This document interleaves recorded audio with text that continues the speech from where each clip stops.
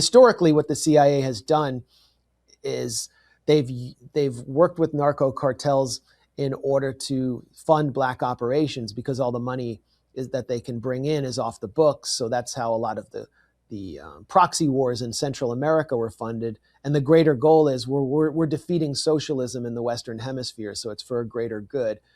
The Guadalajara cartel was a source of that money in the 1980s to fund the Nicaraguan Contras, their profits.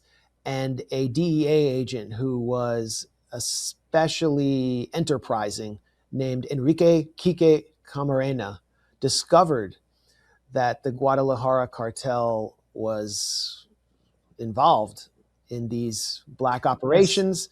And he was captured, tortured by cartel members, and his torture was apparently monitored by CIA operatives, including Felix Rodriguez, the CIA agent who oversaw the capture of Che Guevara, a Cuban-American famous or infamous CIA agent. This is according to a documentary that anyone watching this can watch. It's on Amazon, called The Last Narc.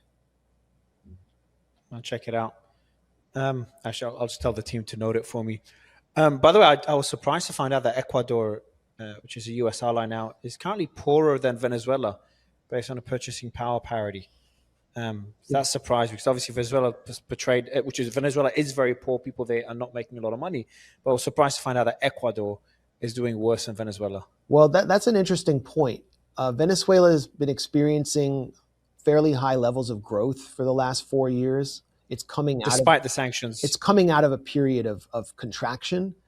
And that's very threatening to the United States, that Venezuela, through economic partnerships with China, also Iran has helped supply them with infrastructure to start pumping oil again. What about Russia?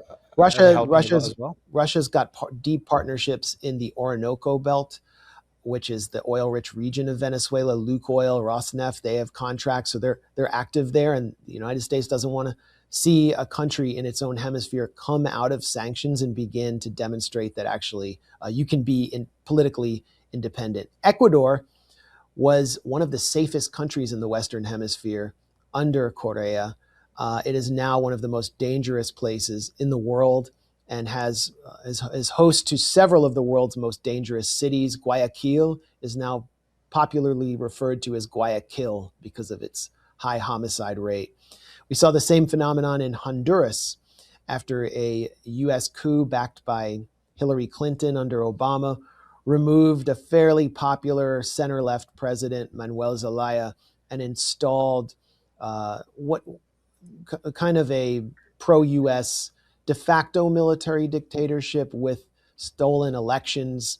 And the final president of that regime, or that era, was Juan Orlando Hernandez, who was basically transforming his country through the institutionalization of the cartels into a federal, or integration of the cartels into the federal republic, into one of the most unsafe places in the Western Hemisphere. San Pedro Sula, I mean, that city was one of the most dangerous cities, and also had massive migration. So we saw these caravans come out of Honduras, of poor, desperate people during the Juan Orlando period.